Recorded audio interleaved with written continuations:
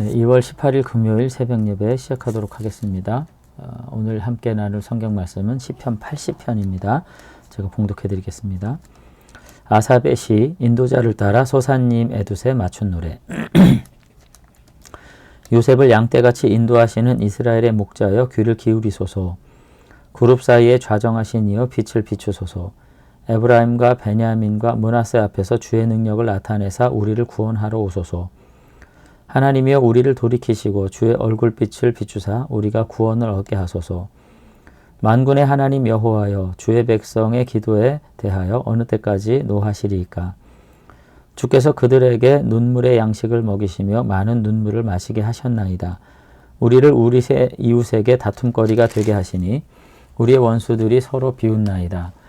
만군의 하나님이여 우리를 회복하여 주시고 주의 얼굴의 광채를 비추사 우리가 구원을 얻게 하소서.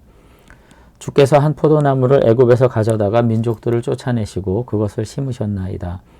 주께서 앞서 가꾸셨으므로 그 뿌리가 깊이 박혀서 땅에 가득하며 그 그늘이 산들을 가리고 그 가지는 하나님의 백향목 같으며 그 가지가 바다까지 뻗고 넝쿨이 강까지 미쳤거늘 주께서 어찌하여 그 담을 허시사 길을 지나가는 모든 이들이 그것을 따게 하셨나이까. 숲속의 멧돼지들이 상해하며 들짐승들이 먹나이다. 만군의 하나님이여 구하옵나니 돌아오소서. 하늘에서 굽어보시고 이 포도나무를 돌보소서. 주의 오른손으로 심으신 줄기요 주를 위하여 힘있게 하신 가지니이다. 그것이 불타고 배임을 당하며 주의 면책으로 말미암아 멸망하오니 주의 오른손에 있는 자 곧 주를 위하여 힘있게 하신 인자에게 주의 손을 얹으소서. 그리하시면 우리가 주에게서 물러가지 아니하오리니 우리를 소생하게 하신 주여 우리가 주의 이름을 부르나이다. 만군의 하나님 여호와여 우리를 돌이켜 주시고 주의 얼굴의 광채를 우리에게 비추소서. 우리가 구원을 얻으리이다. 아멘. 네, 오늘 시편 역시 이제 공동체적 탄식 시인데요. 79편하고 이제 80편이 이제 어떤 그 형태적인 어떤 유사점, 어떤 연결고리가 되는 것이 79편 13절과 80편 1절입니다. 그러니까 79편 13절에서는 시인이 백성을 향해서 우리는 주의 백성이고 주의 목장의 양이라 이렇게 규정했는데 80편 1절에서는 요셉을 양같이 인도하시는 이스라엘의 목자여 귀를 기울이소서 이렇게 말하면서 이스라엘 백성들은 주님의 양이고 하나님은 주의 목자, 이스라엘의 목자시니 귀를 기울여 달라고 이렇게 요청하면서 4절에서는 주의 백성의 기도에 대하여 어느 때까지 노하시겠습니까? 이렇게 지금 요청하면서 계속해서 이제 앞선 맥락에서 이어서 80절이 이스라엘의 회복을 위한 탄식의 기도가 이제 이어지고 있는 것을 볼 수가 있습니다. 그런데 사실 이제 구약사회에서 이제 이스라엘의 목자 되시는 하나님이라는 어떤 개념이 뭐 자주 등장하고 이제 하고 있습니다만은 결국은 시편에서 구체적으로 하나님을 향해서 이스라엘의 목자라고 말하는 본문은 많지 않아요. 아마도 시편 80편에서 이제 제일 먼저 이렇게 등장하는 것 같은데 그러면서도 중요한 거는 이제 구체적으로 이스라엘을 특정하고 있다는 겁니다. 요셉이라고. 1절에도 요셉을 양떼같이 인도하시는 이스라엘의 목자요. 이렇게 말하면서 이스라엘을 특별히 요셉이다. 이렇게 이야기하고 있고 또 특별히 2절에서 에브라임과 베냐민과 므낫세 앞에서 주의 능력을 나타내십시오. 이렇게 말하는 것도 굉장히 특이한 점인데 에브라임과 베냐민과 므낫세가 모두가 다 지금 라헬의 자손이거든요. 그러니까 요셉과 에브라임과 베냐민과 므낫세가 이제 라헬의 자손이라는 점이 특이한 점이고 결국은 이 라헬의 소생이 이스라엘의 중심이라고 하는 개념을 아마도 이 지금 시인이 가지고 있지 않나 그런 생각을 이제 하게 되는 거죠. 그러면서 요셉을 특별히 거론하면서 이 뒤에 보면은 이제 7절 이하 8절에 보면은 주께서 한 포도나무를 애굽에서 가져다가 민족들을 쫓아내고 그것을 심으셨나이다 그러면서 그 뒤에 나오는 이야기들이 마치 출애굽을 연상케 하는 듯한 그런 이야기들이 나오는 거죠. 근데 결국은 그 출애굽의 대표적인 어떤 상태를 연상케 하는 것이 창세기부터 먼저 요셉이 먼저 이제 애굽에 와가지고 이스라엘이 그 큰 가뭄과 고통 가운데 있을 때 결국은 그 형제들이 다 애굽으로 이주하게 되고 그러면서 어떤 하나님의 언약적 구원의 사건의 전초가 이제 일어난 거잖아요. 그러니까 오늘 이 시편 기자는 아마도 하나님께서 이스라엘을, 그러니까 야곱의 자손들을 구원하신 일이 특별히 은혜를 입은 요셉으로부터 시작돼 가지고 그들을 통해서 하나님께서 그들을 구원하시는 일이 일어났고 400년 이후 다시금 출애굽의 역사도 결국은 그와 같은 과정을 통해서 일어났다고 보면서 가나안 땅에 정착할 때도 사실상 에브라임과 베냐민과 므낫세 이 지파들이 중앙 성소를 중심으로 이제 자리를 잡았거든요. 그러니까 이스라엘을 구원하시는 하나님을 이제 회상하고 부르면서 가장 그 모든 과정 속에서 어떤 중요한 역할과 연결고리가 됐던 요셉과 결국 에브라임과 베냐민과 므낫세 지파와 그들을 통해서 역사하신 하나님을 계속해서 돌아보면서 주의를 환기시키고 있는 것이 아닌가 하는 생각을 이제 하게 됩니다. 그러니까 하나님 우리를 요셉을 통해서 그 가뭄 가운데서 구원하셨고 애굽에 정착해서 우리를 번성하게 하셨을 뿐만 아니라 출애굽을 통해서 다시금 이와 같은 복된 여정으로 우리를 부르셔서 구원하셨는데 그와 같은 모든 과정을 추억하시면 좋겠습니다. 이렇게 기도하고 있다는 거죠. 그 긴 역사와 세월 가운데서 우리를 그렇게 구원하시고 도우셨는데 왜 하나님께서 4절에 주의 백성의 기도에 대해서 응답하지 않고 노하십니까? 이렇게 말하면서 탄식하고 있는 것을 이제 보게 됩니다. 저는 여기서 우리가 알 수 있는 건 뭐냐면은 다시 한번 우리가 고난의 환경과 여정 가운데 있을 때 하나님께서 우리를 구원하시고 도우셨던 이 구원의 여정에 대한 어떤 묵상, 회고 이런 것들이 우리들에게 정말로 중요한 의미로 다가올 수 있겠다 그런 생각을 이제 하게 되는 거죠. 제가 이제 어떤 페이스북에 이제 이렇게 보면서 이제 뭐 목사님들이 참 경건한 글들을 많이 쓰시는 거 볼 수가 있습니다. 그러면서 신자의 믿음을 좌우하는 것은 사건에 대한 해석이다.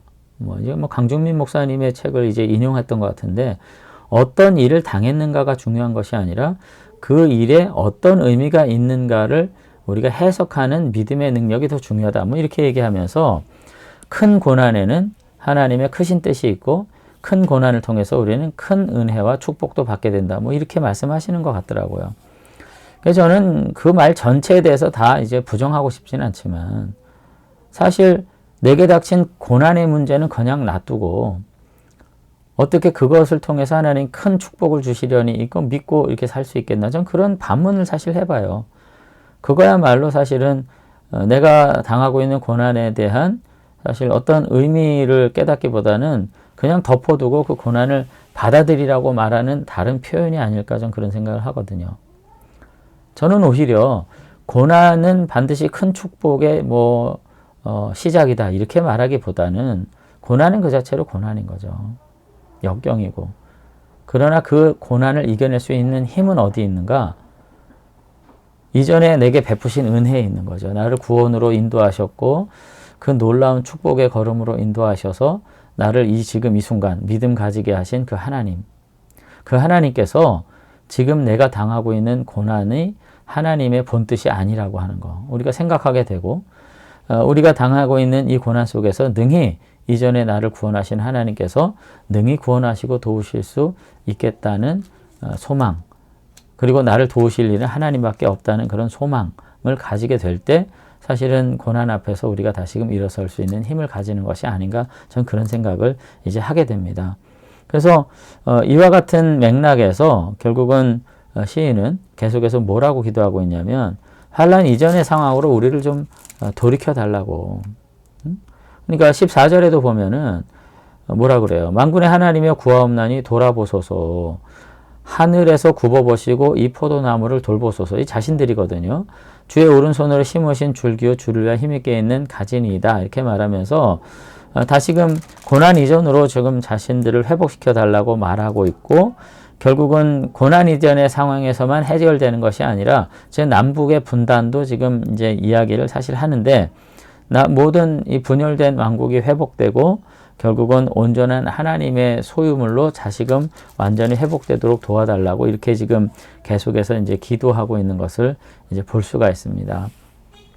저는 다시 한번 본 시편을 통해 가지고 여러 가지 우리가 현실에서 고난과 환난 속에 살 수 있는데 그럴 때 이 고난을 내가 극복하면 무슨 더 큰 축복을 받는다. 뭐 그런 의미라기보다는 우리를 지금까지 믿음 안에 지키시고 보존하신 하나님을 우리들이 깊이 묵상하실 수 있었으면 좋겠습니다. 우리는 주의 택하신 백성이고 양들이죠.